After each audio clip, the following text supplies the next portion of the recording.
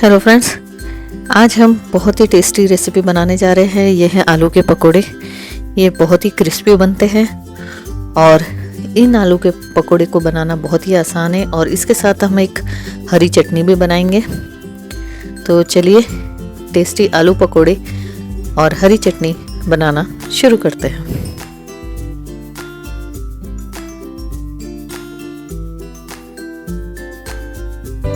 Please like and subscribe Shweta's kitchen.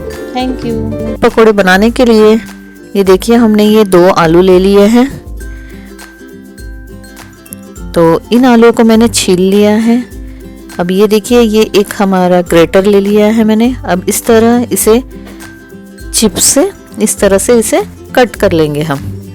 आप चाहे तो चाकू से भी कर सकते हैं। ये देखिए इस तरह से ये मैंने थोड़ा सा मोटा ग्रेटर लिया है। एकदम पतले नहीं करना है हमें, थोड़े से मोटे कट करना है। ये देखिए इस तरह से। और इस तरह कट करने के बाद इसे इन आलूओं को आपको अच्छी तरह से वॉश कर लेना है 2-3 बार ये फ्रेंड्स, ताकि इसमें का सारा स्टार्च। अब इसके बाद हम ये देखिए इसे अच्छी तरह से हमने वॉश कर लिया। अब इन आलूओं को हमें इस तरह से एक कॉटन के कपड़े पर इस तरह से रख देना है, ताकि इसमें जितना भी पानी हो वो सारा पानी सूख जाए। आप चाहे तो इन आलूओं को इस तरह से एक पंखे के नीचे भी आप 10 मिनट रख दीजिए, तो इसमें जितना भी पानी होगा मॉइस्ट होगा वो सब सूख जाएगा। ये देखिए इस तरह से सारे आलूओं को आपको सूखने के लिए रख देना है 10 मिनट के लिए। अब हम चटनी की तैयारी कर लेते हैं। चटनी बनाने के लिए ये देखिए मैंने मिक्सर का पॉट ले लिया है। अब मैं इसमें धनिया डाल दूंगी। इसमें धनिया ले लीजिए, आप चाहे तो 1 पंच धनिया ले लीजिए। फिर इसमें हमें ये कुछ लहसुन की कलियां डालनी है, तो 4-5 मैंने लहसुन की कली ले ली है। ये 2 हरी मिर्च ले लेंगे और ये है अदरक, इसे भी हम इसमें डाल देंगे। तो धनिया, लहसुन, हरी मिर्च और अदरक, और ये थोड़ी सी भुजिया है फ्रेंड्स। भुजिया डालने से जो चटनी है वो काफ़ी अच्छी गाढ़ी बनती है और बहुत बढ़िया टेस्टी भी लगती है। तो ये थोड़ी सी आप भुजिया भी डाल दीजिए। अब हम इसमें लाइम जूस डालेंगे, नींबू का रस। तो ये आधा नींबू का रस इसमें डाल दीजिए।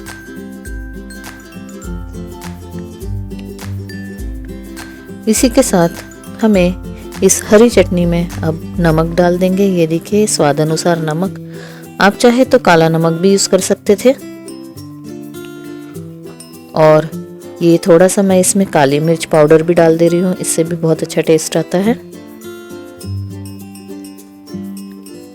अब इसे बंद करके हम ग्राइंड कर लेंगे और ये देखिए आपकी ग्रीन चटनी तैयार हो गई है। ये देखिए ये बहुत ही झटपट बन जाती है फ्रेंड्स और खाने में भी बहुत टेस्टी लगती है। तो आप जब ये पकोड़े बनाएं तो ये ग्रीन चटनी ज़रूर से बनाइए, बहुत बढ़िया बनता है। तो चलिए अब हम पकोड़े की तैयारी कर लेते हैं। ये देखिए उसके लिए मैंने एक बाउल ले लिया है। बाउल में मैं ये बेसन ले लूँगी। तो ये मैंने 3/4 कप बेसन लिया है। अब मैं इसमें ये चावल का आटा डाल रही हूँ फ्रेंड्स, 1/4 कप। चावल के आटा अगर आपके पास ना हो तो आप कॉर्नफ्लोर भी डाल सकते हैं। चावल के आटे से फ्रेंड्स इसमें बहुत क्रिस्पी बनते हैं ये। तो ये देखिए अब इसमें मैं नमक डाल दूंगी, स्वाद अनुसार नमक, थोड़ा हल्दी पाउडर, 1/2 टीस्पून हल्दी पाउडर और ये थोड़ा सा लाल मिर्च पाउडर।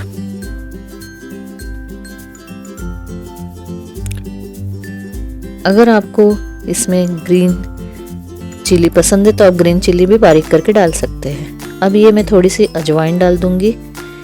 ये अजवाइन को भी मैं इस तरह से क्रश करके इसमें डाल दूंगी, देखिए। और अब हम धनिया डाल देंगे, बहुत सारा धनिया। ये देखिए धनिया से भी ये बहुत अच्छा देखने में भी आता है और बहुत अच्छा टेक्सचर आता है इस पकोड़े का, आलू पकोड़ों का। अब हम इसमें ये बेसन के घोल को हमें घोलना है, तो हम इसमें थोड़ा थोड़ा पानी डालेंगे और एक इसका घोल बना लेंगे। ये देखिए इस तरह से आप एकदम से मत डालिए पानी, ताकि इसमें बेसन में गांठें ना बने। हम थोड़ा थोड़ा पानी डालकर इसे अच्छी तरह से घोल लेंगे।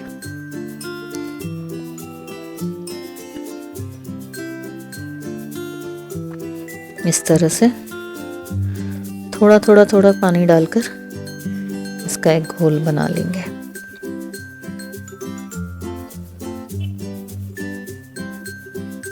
और ये देखिए, ये हमारा बिल्कुल एक बढ़िया से एक सॉफ्ट डो तैयार हो चुका है पकोड़ों के लिए। तो चलिए अब हम पकोड़े तलना शुरू करते हैं। ये देखिए, मैंने गैस पर ये कढ़ाई में तेल रख लिया है। तेल अब हमारा अच्छी तरह गर्म हो चुका है। तो ये जो हमने बेसन का घोल बनाया है, इसमें अब हम ये 2 चम्मच ये तेल डाल देंगे। फ्रेंड्स, ये जो गरम तेल डालने से हमारे पकोड़े बहुत बढ़िया से फूल के तैयार हो जाते हैं, और इसलिए हमें बेसन में इनो या सोडा डालने की कोई ज़रूरत नहीं पड़ती। तो इस तरह से ये देखिए, ये हमारे आलू भी अच्छी तरह ड्राई हो चुके हैं। अब इन आलूओं को ये देखिए हमें इस तरह से डीप करना है इसमें, और बस इस तरह से पकड़कर ये अभी हमें तेल में छोड़ देना है। इसीलिए फ्रेंड्स, हमने ये आलू को हल्का सा थोड़ा सा मोटा रखा था कि पतले आलू से ये देखिए ये बहुत बढ़िया बनते हैं ये। और तेल हमारा गर्म है और मैंने गैस को अब धीमा कर दिया है। अब इसे मैं इसी तरह से डाल दूंगी, और ये देखिएगा फ्रेंड्स, थोड़ी देर में ये बढ़िया से फूल कर तैयार हो जाएंगे आपके क्रिस्पी आलू पकोड़ा।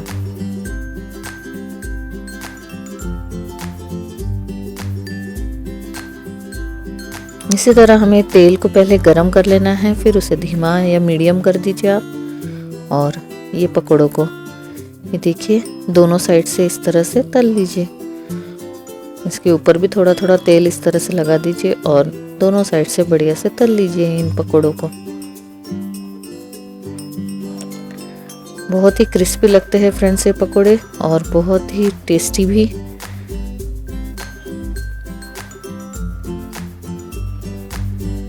इस तरह से इन्हें अच्छी तरह से तलकर जितने भी आप इसमें से पकोड़े बनाना चाहे इसी तरीके से बना लीजिए।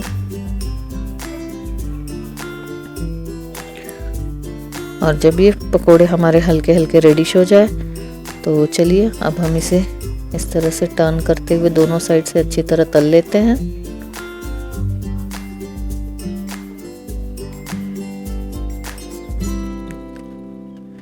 अब हम इन पकोड़ों को ये देखिए अच्छी तरह बन चुके हैं पकोड़े, बढ़िया से फूल कर तैयार होते हैं। अब ये देखिए मैं निकाल लेती हूँ। इस तरह से आप इसे तेल को इस तरह निथार लीजिए और एक टिश्यू पेपर लेके उस पर इस तरह से रख दीजिए इन पकोड़ों को। तो ये देखिए फ्रेंड्स, बहुत ही टेस्टी झटपट बनने वाले आपके ये क्रिस्पी आलू पकोड़े तैयार है। तो चलिए ये देखिए हरी चटनी के साथ में हम सर्व कर देते हैं यह आलू पकोड़ा। लीजिए फ्रेंड्स, बहुत ही टेस्टी रेसिपी है फ्रेंड्स, ज़रूर से ट्राई कीजिएगा। और ये आलू पकोड़ा इस हरी चटनी के साथ में सर्व कीजिएगा। और आपको कैसी लगी आप प्लीज़ मुझे कमेंट में लिख कर बताइएगा। Please like, share and subscribe my channel. Thank you.